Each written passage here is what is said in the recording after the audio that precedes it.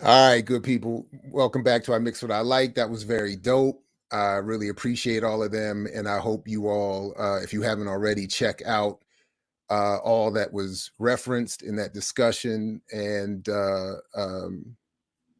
enjoy. Um, so, as I said, just because again, I keep thinking I'll save these for a not by myself. So, we'll just have to call this a not by myself segment. Because the scheduling makes it good to happen now. So I appreciate all of you who are sticking around live, and those of course who will see this later. Please, well, first of all, thank you, and please do like, share, subscribe, click the join membership, all that kind of good stuff as well. Definitely go to blackpowermedia.org and get your new merch, get your t-shirts and your mugs, and support the channel that way as well.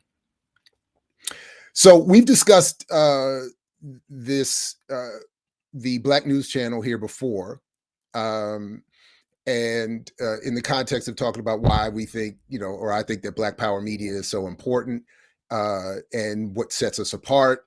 And of course, it was announced over the last couple of days, over the weekend, that the billionaire funder is no longer interested in supporting the Black News Channel, and they are closing their doors. So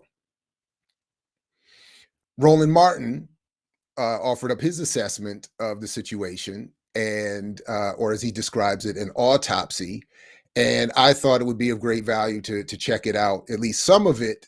His conversation is a little longer than we'll have this morning, but I think it at least opens the door for us to not just have a little bit of petty fun, which I admit I'm guilty of that, but to get into some sort of actual, I think, substantive analysis of the situation. So let me pull this up here and we will get started. What's going on? What's the whole deal here? The reality is this here. It was the absolute worst time to launch a cable network. Why? Because the world had been changing. The cord cutting came in. People began to get rid of cable. Then they began to go towards online. I told J.C. Watts directly, don't launch a linear network. Launch it as a digital network. I said, why? More cost effective. You can grow it faster and larger, and you're not going to be able to spend as much money. Now, why does that matter? A lot of people out there are saying, this ain't right. Man, this man is a billionaire. He got the money. Y'all, folk who are billionaires ain't in the business of losing money. That ain't what they do. They see what's going on. If you don't see the profit potential, I'm cutting ties. My understanding, for the last 3 months, he's been struggling and not wanting to fund what's been going on. You read the letter where they had the layoffs in December. Those were not enough layoffs. They were burning too much cash. So the first mistake they made was launching a linear network. Now, I need you to understand the cable business. You know the cable business, how it has always worked. You get paid for subscribers.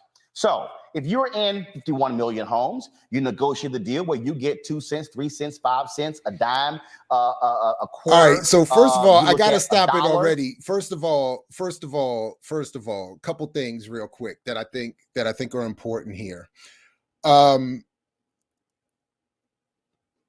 J.C. Watts, for people of certain age and generation, will remember that he was the very conservative Black Republican congressman for a whole bunch of years. In fact, let me just let's see. JC in America was the Republican Party. How long did he serve exactly here? 1994, elected, I think, for the first time, coming out of Oklahoma. Electoral history.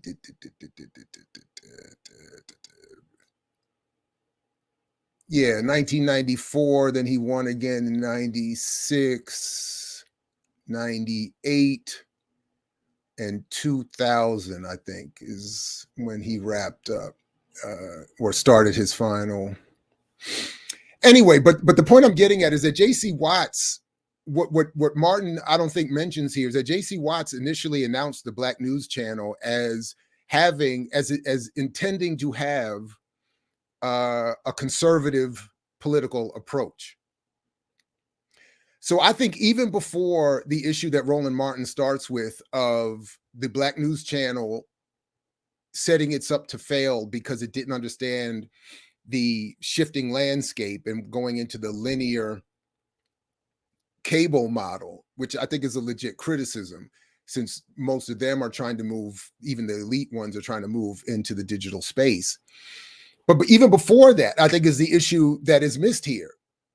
Yes, there are conservative strands that run through the Black community, socially in particular, but politically not the case at all. So the idea that you're going to put together a Black news channel that's supposed to attract a large Black audience, which would be seen then as something marketable to a billionaire funder, and advertising ad buyers,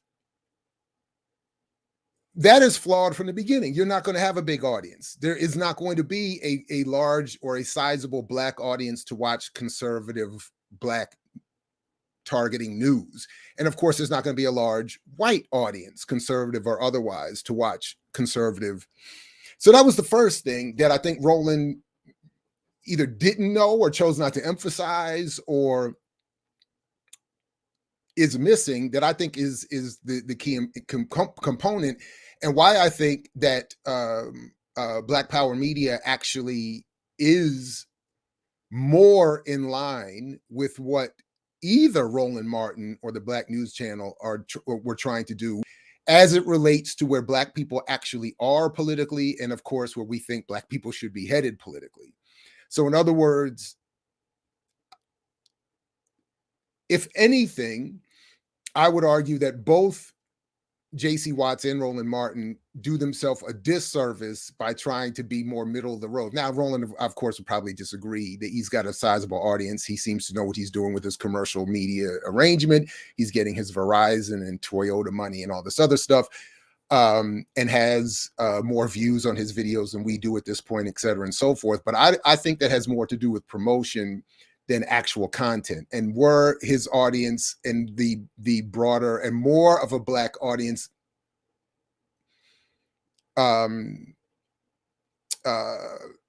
if they were made more known of what was happening here and in other spaces that we work with and are in allegiance with, I think, anyway, but in many cases, I actually think that the funding is there to keep people like Roland Martin prominent as a mitigating factor against an increasing Black radicalism.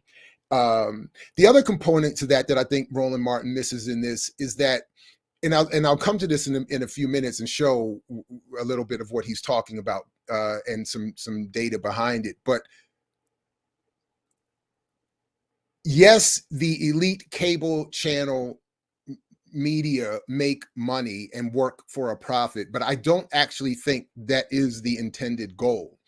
And there are billionaires like Rupert Murdoch who buy major media outlets like the New York Post and the Wall Street Journal and operate them at a loss financially, but because they want to have the political influence in the conversation. So I haven't looked at it, but I will show you the numbers for Fox, MSNBC, and CNN. I didn't look long enough or carefully enough to find some others. Like, for instance, I would suggest I would guess that something like Bloomberg. I don't know, maybe I'm wrong here, but my initial thought would be that Bloomberg News Channel operates at a loss because Bloomberg wants to have a foothold in the international discussion of economic and business news. And to influence it. I know the case that is the case with the Wall Street Journal and the New York Post for Rupert Murdoch. But my point is that media are not here for the commercial press and commercial media in general. Pop culture is not produced for a profit. It's not, the initial purpose is not financial. It is political, managing public opinion and behavior. So anyway, so I think he just missed that one part. But anyway, let me just continue here. The most expensive folks in terms of on cable networks have long been ESPN, Fox News, because the amount of money they get per cable subscriber. So if you have cable television right now, when you look at your bill, you look at how much money in your bill, a significant portion, the largest portion of your bill right now is going to Fox News and ESPN. That's why people start cutting cable. They said cable bills got too high, spending $100, $150, $200 for cable. They said that's enough. The problem for Black News Channel, they were not getting subscription fees. So they were a 100% ad-supported cable network. Well, folks, that subscription fee is a revenue line. That means that you're airing on the network hoping folks are watching. You need to have high numbers so you can actually get advertising. When you don't have high numbers in cable, you get what is called bottom of the barrel advertising, which is direct marketing. What's direct marketing? That's when you're sitting, seeing those commercials with a 1-800 number attached to it, and it's Joe Namath doing some kind of insurance pitch, or Jimmy J.J. Walker. That's direct marketing, folks. Those are the commercials that you're seeing. Those commercials, you get money, it's low amount of money. So those were the majority of the advertisers that were. So again, I get it. Roland Martin has to be aware of these details and the importance of how to get the top tier ad revenue. But this is something, again, that I've been pointing out and others have been pointing out in different ways for a number of years. It is a major problem with the commercial press that is targeting Black audiences, whether it's Black owned like Roland Martin or anything else like BNC was. To target larger ad revenue, it stands to reason you have to appeal to their interests politically and to reach a broader audience, which is often unconsciously or not recognized to be an audience that can't be dragged, again, left of the Democratic Party, invited to consider many of the isms that we talk about here, national, social, communal, Pan-African, anti-colonial, anti-imperial, and all those other isms that we engage here. You can't do that, even if, when laid out, as is I think most often the case, more people are interested in those ideas, which is, even in the broader society in the United States, why so much of that mainstream commercial press is designed specifically to make sure that the will of a majority of the people for things like universal health care, improved labor conditions, et cetera, an absence of war, all of these things that an overwhelming majority of the population want are not to be served and not to have their interests encouraged. So of course he's going to say that, and that is Roland Martin is going to in his own work attempt to attract the Verizons and the so on and so forth, which is why we end up getting, I think, some of the content we get. And before I come back to that, I just want to show some of what some of the context that I think that Martin is in one way or another dealing with here. Since 2008, 26% drop in newsroom employment just across the board. So just over years, you could just see this graph that's just going down and down and down. So just overall, the employment. So when Roland Martin is talking about the amount of people that BNC hired and who he hires and how he pays them, and he actually goes into a whole bunch of this in his what he calls an autopsy of BNC. Roland Martin, I don't think he appropriately mentions this context that. And this is actually something that I initially was learning from 20 some odd years ago from Glenn Ford, that the first thing you do in a commercial journalism or media outlet is you get rid of the investigative reporters, which is why, as Glenn was talking about 20 years ago, there's no Black investigative journalism being funded anywhere anymore, including on Black radio, where you would have been more likely to find it historically. And then just in general, one of the reasons why even at the university level, where I've seen it myself in my own career, the struggle between professional journalists who lose their jobs in the commercial media environment because of what I'm showing you here, who end up taking, in some cases, very high paying jobs in universities to teach in journalism schools that are there to take money from the journalism community to have people trained to work in a journalism industry that is itself dying, and they're taking jobs that are formerly held by academicians who you would think might have some value at a university, but in terms of the journalism school university relationship, that's not always the case. So it becomes this. So what ends up happening is we see it happening now.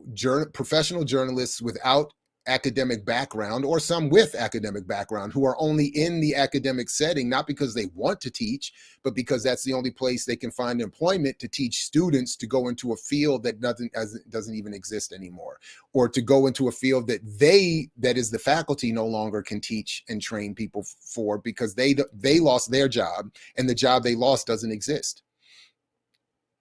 So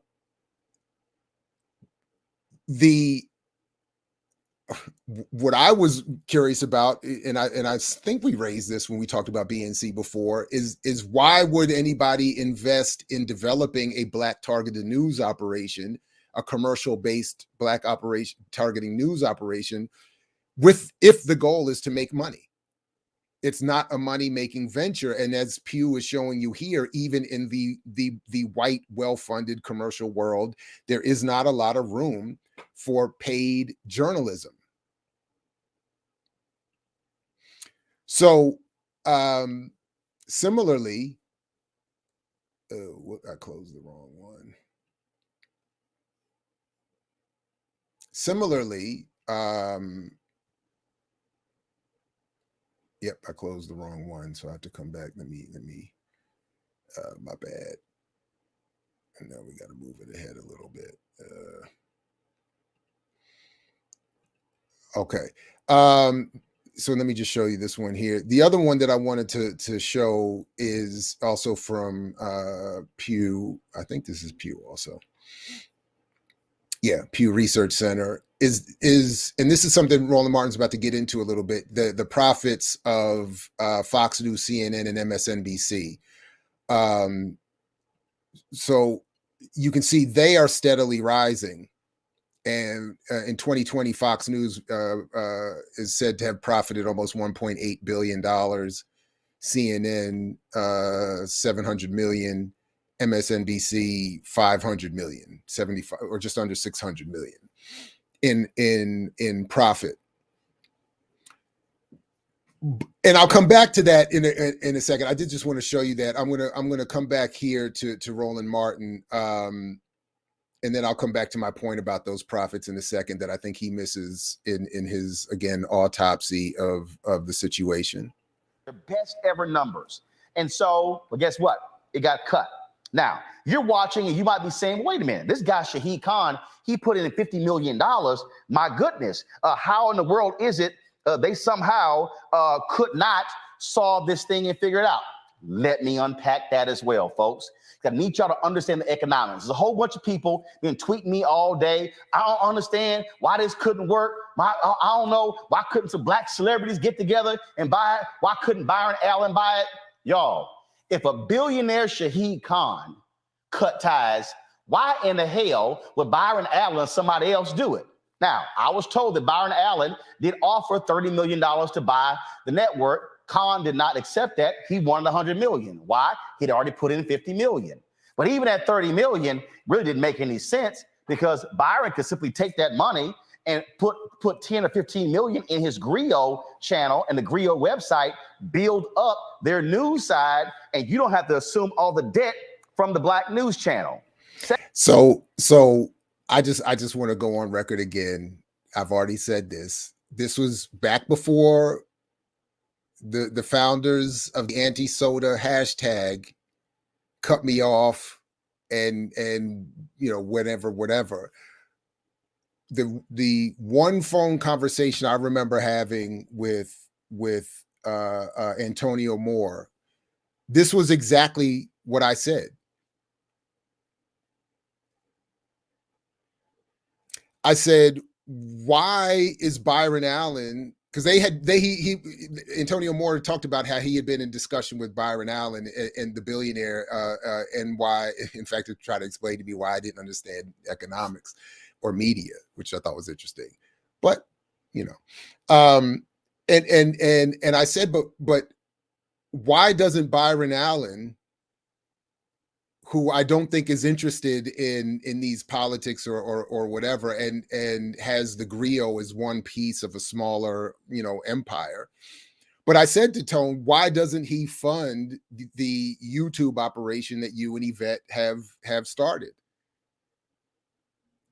Financially, he would clearly be able to afford the basics to provide the kind of, he could even probably provide a Roland Martin style studio.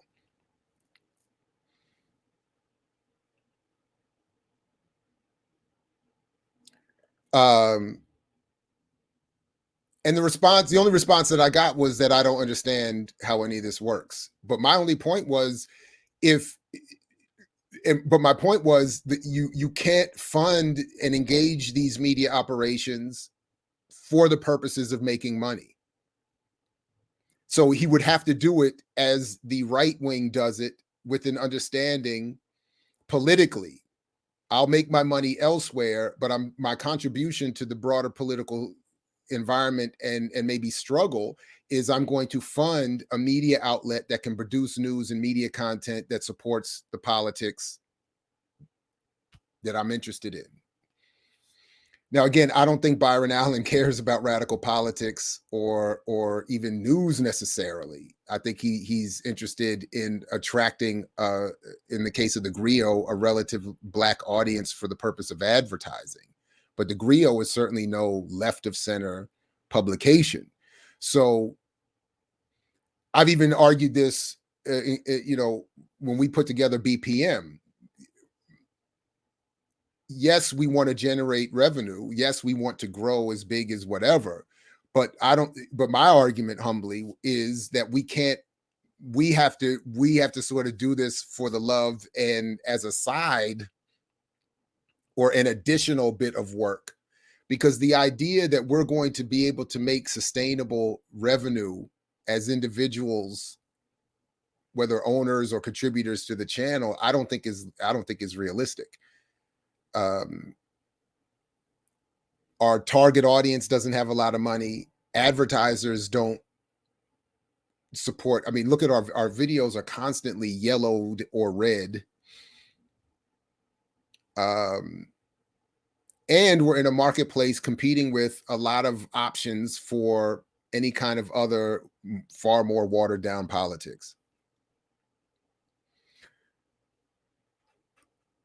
So anyway, the revenue we generate has to, I think, largely go to more production, more work, more organization of the space, et cetera, et cetera, et cetera, et cetera, for the political purposes that our antagonists are engaged in. So this idea that, anyway,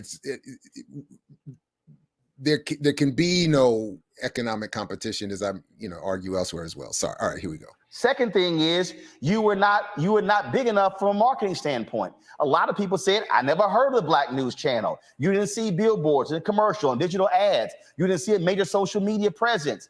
That costs money. So let me tell y'all what went on. Now, I did have some negotiations with them. When Bob Brilliante was co-CEO of the network, they approached me about hosting a show on the Black News Channel. We met here, did a conference call, we met here in DC. This is a true story, y'all. I've never told this publicly. People who know me personally, I've discussed this offline. They met with me and they wanted me to host a primetime show, 30 minutes, which first of all made no sense whatsoever. You don't host a 30-minute damn show, you do the whole hour. It's a 24-hour network. If you do a 30-minute show, you got to put another 30-minute show behind it. But that made no sense. So they wanted me to host a 30-minute show, and they were going to have Larry Elder follow me And they offered me $85,000 to host a 30-minute show. I rest my case. And then they wanted me to. I rest my case. I mean, this is what I'm saying. In terms of J.C. Watts's initial claim about what he was doing, about having a conservative, politically conservative, $85,000 a year to Roland Martin for 30 minutes to be followed by at least that much going to Larry Elder. So even if you saw Roland Martin as somehow a positive, progressive participant in this relative to Larry Elder, they meant to follow him up immediately with Larry Elder to again negate every single thing that Roland Martin might have contributed in some sort of potentially somewhat positive way. And then 85 grand. And then as you see here, Roland walks away from that easily. 85 grand a year for 30 minutes. Son, I definitely went into the wrong profession. Utilize my social media, promote the network. I said, I'm not even responding to that offer. I'm sorry. I made $85,000 running Tom Joyner's website, blackamericaweb.com in 2001. Do you actually think after what I've accomplished over the next 18 years, I'm going to take $85,000? Hell no. So, I hadn't even planned to do this, but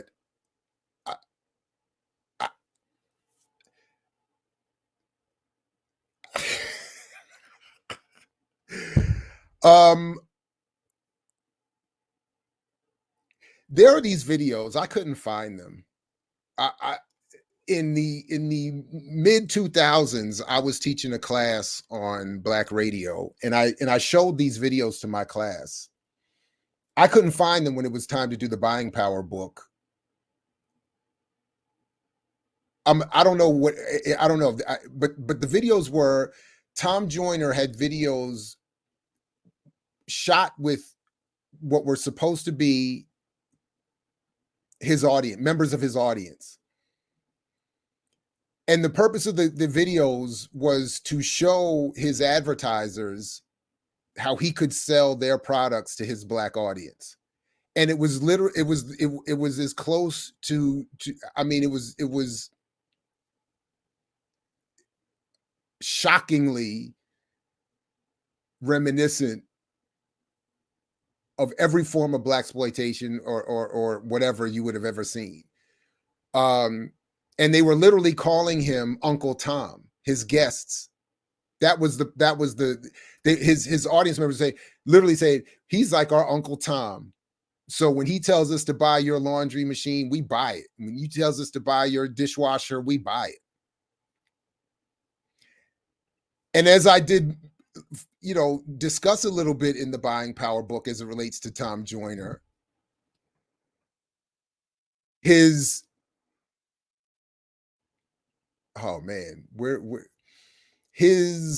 boss,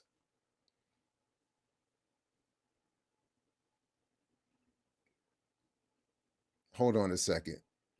I wasn't even, this is just, oh, is it not showing up? It's not showing up, is it?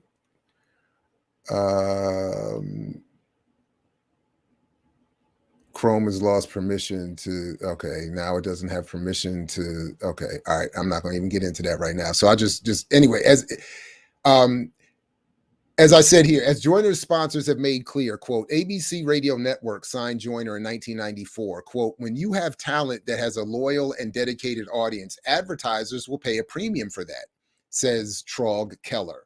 We identified early on the urban marketplace as an underserved area. We focused on it because the buying power of African Americans is estimated at more than $572 billion. This is in 1994, is growing faster than the general market. Today, there's a waiting list to advertise on Joyner's show and associate with his events. Joyner has shown a flashlight on some of the ugly little secrets in our business, explains Deborah Gray Young, VP and Director of Media and Strategic Services for E. Morris Communications, which currently buys Joyner's show for Walmart. He has pulled the cover back. There are still marketers that don't understand the unique proposition of this segment and are always going to think that they can use mass media to capture the African American consumer.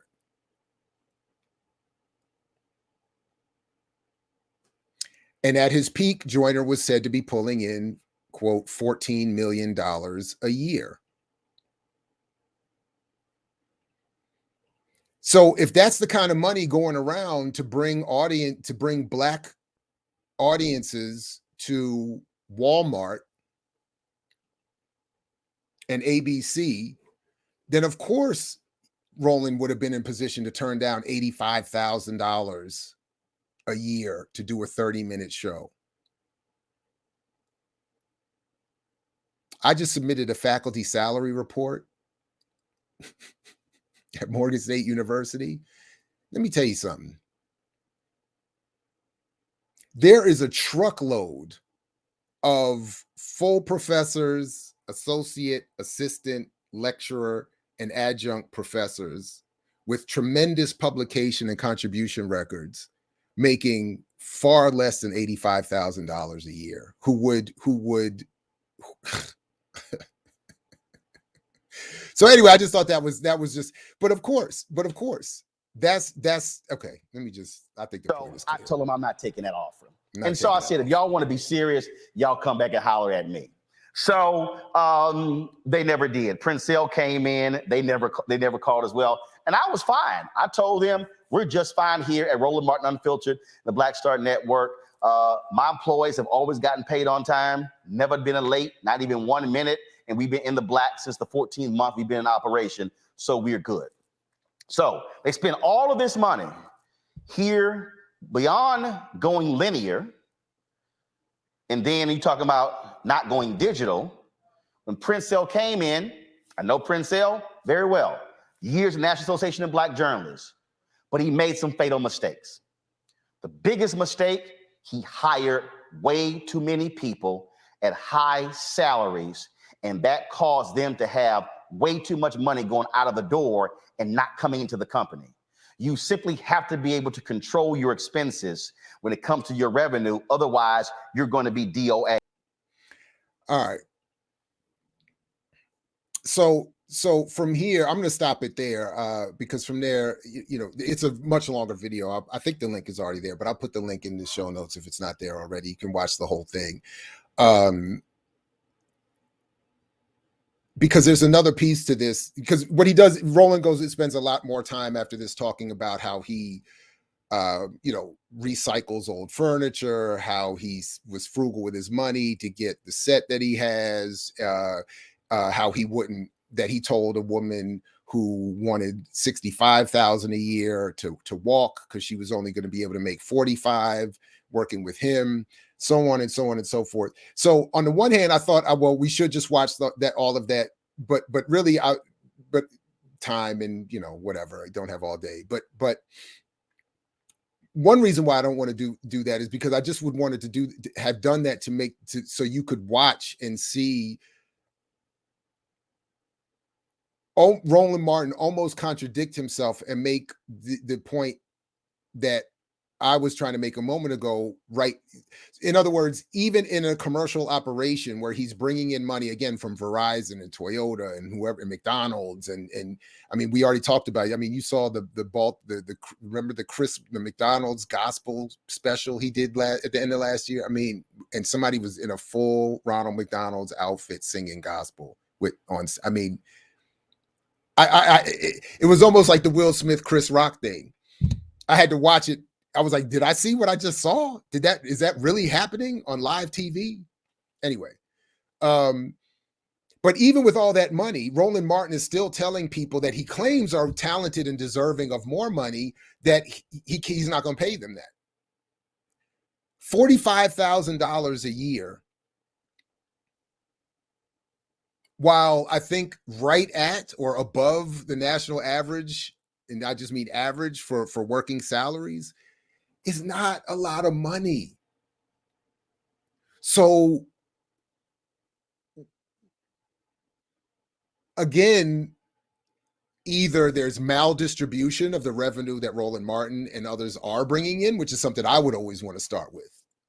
Yes, there's unequal pay between black and white or whatever, but in these black spaces, HBCUs, media, otherwise, there's this great amount of maldistribution of the resources that exist. Because if Roland is scoffing at 85 a year for 30 minutes elsewhere, but unable to pay someone who deserves it more than 45,000. It seems to me there's a maldistribution of resources. So even in his criticism of BNC and saying that that they were paying too many too much, maybe Roland's doing the same thing if he's paying too many too little. Or we have to get back to the argument that I think that I'm making, that yes, I understand people got to get paid, but when it comes to assessing the media and the journalism that is impacting our communities and the spaces in which we live and work, we have to understand that there is an ideological political purpose for them being there, that they are there to limit, and that they can only make X amount of dollars to the extent that they don't do that. So that's why I think what BPM is attempting here is really so important. And I recognize that we're attempting something that not a lot of people can do. So for instance, many people in these YouTube streets are leaning on the revenue that they can make through YouTube because they're not making enough elsewhere, or they don't have gainful employment elsewhere. And I get that. And that's one thing. But that limits A, their ability to work in collectives, and B, what kinds of content they'll produce. Because nobody, even the best of the best operating on their own, even with these BPM related politics, they cannot make money. They're not going to make money for themselves or anybody else. It's just not going to do it. So they're either going to have to devolve into the Kanye, Kardashian, Will Smith, Chris Rock stuff, or they're going to have to accept a certain level, a certain cap on what they're going to be able to make. So those of us who want to produce media and journalism that we claim is supposed to move and inspire, and we're going to have to, and this is what I loved about from our last conversation with Jared and Brooke and Erica and Two Black, but that whole Journalism for Liberation and Combat series or symposium or workshop or seminar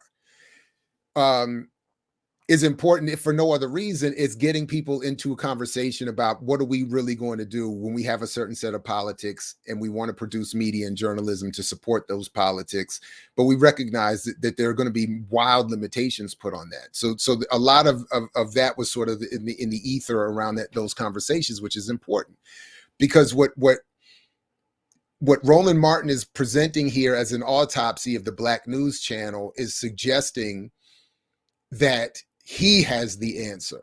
But that is Roland Martin's answer, is to lean more heavily, again, on commercial ad revenue, maldistribution, I would assume, I'm guessing, of those resources, or a recognition that there's going to be a certain cap, even at the level of politics he's doing, because in terms of the ad revenue he can generate, because again, if he is not even able to pay someone that he was saying at some length deserved this improved salary, what is the potential then? What options would a Black News Channel have, or anyone else have? Very quickly, one other thing that he leaves out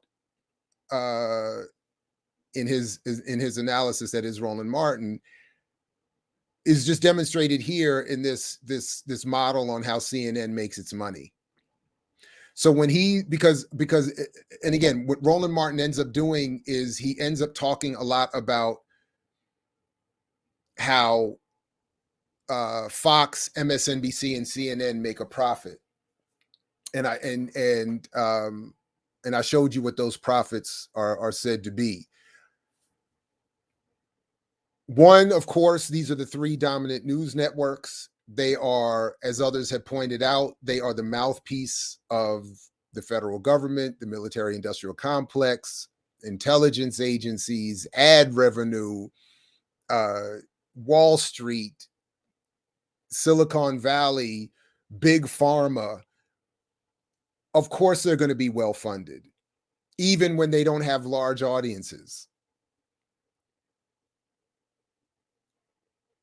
They can't be the standard against which anything competes or compares, especially when we're talking about Black media of any political stripe. And again, what Roland, I think, misses in his autopsy is that those dominant outlets exist not to generate the profit that they're generating, but to set the political tone. That's why they're also described as the left, the right, and the center politically.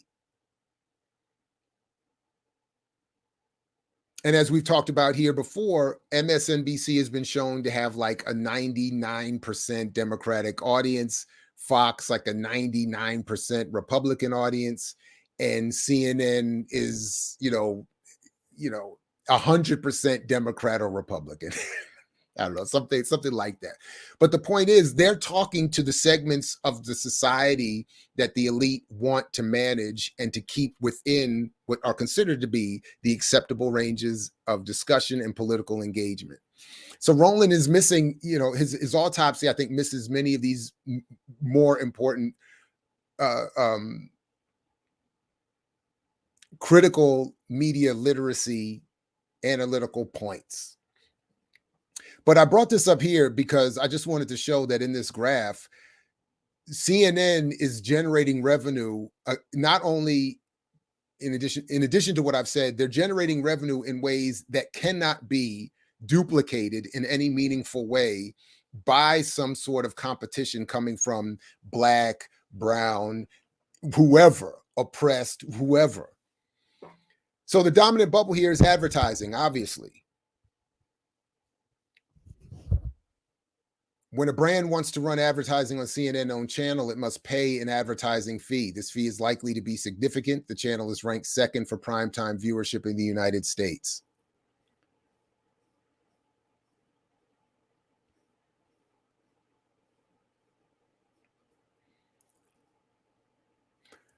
As we've seen here, just with BPM on YouTube, advertising is not going to generate the kind of revenue that would allow anyone to compete.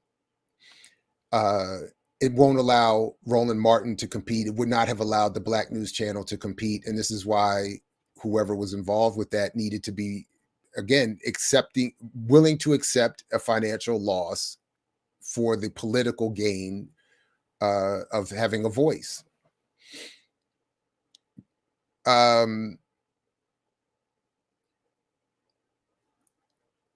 By the way, it's a CNN-owned channel. So whether it's CNN or Warner or whoever, again, it's part of a broader conglomerate extension that most people can't compete with. Most people do not have video-affiliated networks to distribute and capture revenue from shared content. Most people do not have cable. Again, that was a big problem with BNC. Cable subscriptions, even to the extent that they're still necessary, you're not going to get, again, a large audience wanting Black targeted conservative political content. And you're not going to have repackaged content to sell either. And what is not listed here, you're not going to have the military industrial complex and the federal government and whoever else paying you to put message force multipliers on your show. And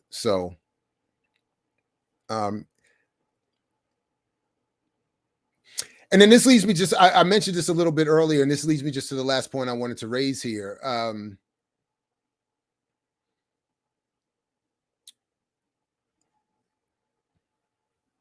About the funding models, the alternative funding models of what's supposed to be the left and alternative spaces. And this is honestly something that I don't know exactly what to do or how to circumvent the problem. We're obviously, again, even Roland Martin can't compete, but we farther to the left are not going to be able to compete with ad revenue, with targeting an elite, well-resourced base. So more of us are going to have to be willing to volunteer time or work at ridiculously low amounts of money in addition to other things, to produce the kind of media and work we want to do or that we need. When you look at the funding sources of even some of our favorite alternative media, there is a serious problem of, again, not of targeting a base that doesn't have a lot of money, of producing content that's not going to attract corporate ad revenue, but being largely dependent on a singular benefactor. And I think this is more prevalent than many of us are aware of in these spaces, that a lot of our favorite media outlets really only have one benefactor. They don't have a large subscription base. They don't have a large, obviously, ad revenue or other revenue generating operation. And so the amount of Black or otherwise radical billionaires or 100 millionaires willing to, again, take a loss to fund these radical that's pretty low. And that's why we also see the limitations put on that media. Now, again, I personalize it maybe too much, and I complain maybe too much publicly about my time with the Real News Network, but this was the same problem there as well, where one rich white man in California largely determines the success or failure of an operation, and even determines the content of the media. That's not a sustainable model, and that's not something that I think can be duplicated in spaces like this. So again, I'll just stop here by saying it's really important that I think we've tried, and we are trying, this Black Power Media situation effort. I think it's important that all of you who see and hear this do whatever you can to support it, even if it's not financially. It is serious. Like, whenever you like something or share something, that is helpful. So just simply doing that is big. And then, of course, if you can, I'm very excited about this. Now that we have this opportunity, go to blackpowermedia.org and get yourself some merch and support the show this way as well. But really, at the end of the day, the support is helpful, and we need it, and we want to do what we can with it, and to not duplicate the maldistribution problem, so that we can, support as many people as we can to some extent, and then, more importantly, for me at least, produce other content, fund other people to produce some of the content that we need done, because people need some money to do what they're going to do. That's what we're trying to do here. And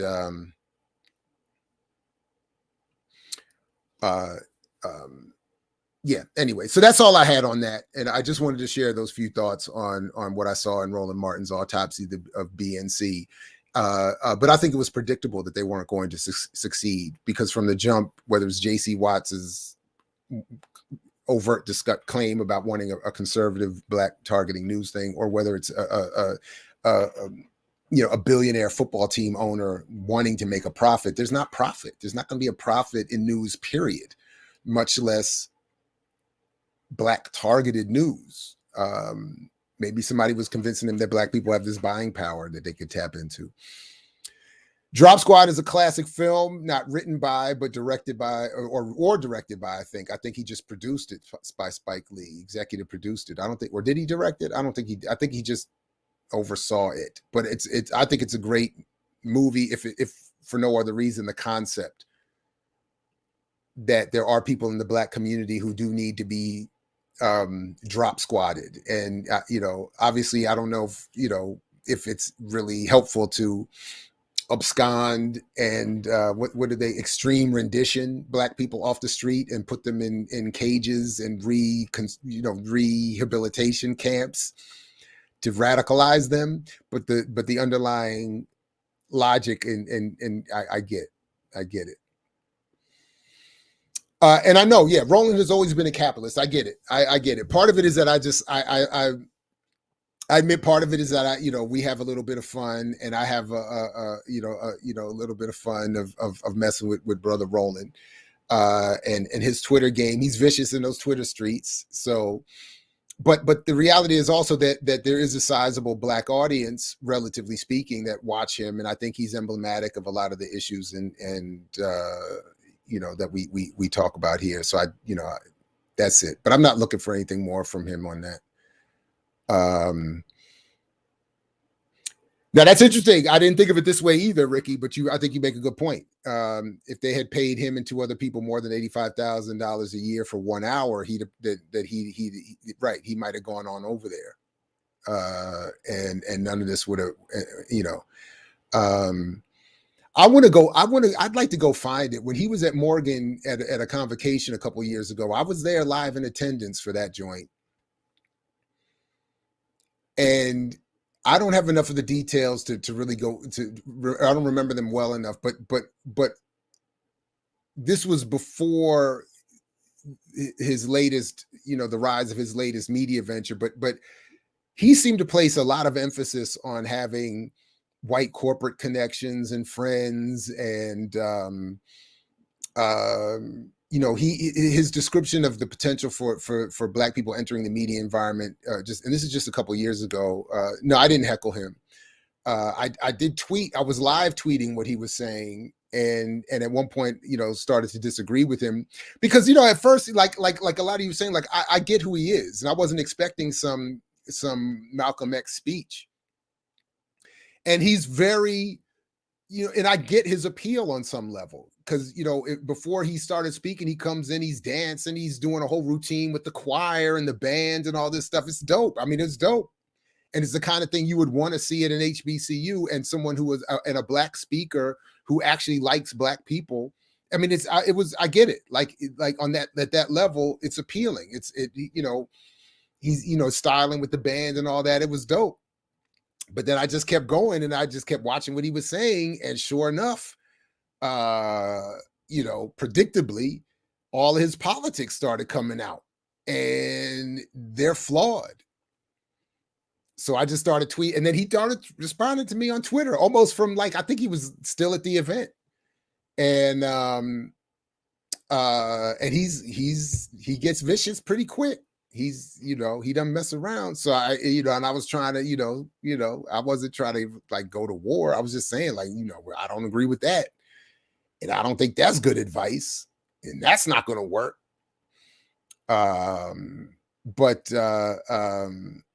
No, he isn't James Baldwin. But yeah, anyway, if he was on the BNC team, he would have had a different tune, looking like, I mean, maybe the Jordan theme, he'd have been crying right now. I don't know. I actually think what he did is good, and what he's doing, what good for him and his own argument, and even in demonstrating what we could be headed towards, in terms of, I'd love to see, BPM have a nice studio and all that kind of stuff, and be able to hire people and whatever. But I get all that, and I think doing the independent thing, the digital thing, he's right about all of that. But again, as his website, as I've shown a number of times, it's still looking to promote this idea that Black people have buying power to attract ad revenue so that he can expand. Again, Verizon, Toyota, McDonald's. He's got those private, the private equity arrangement. What was it? Who was paying for that? Anyway, paid sponsors for his economic segments that come also from that Wall Street funding world. So I mean, he's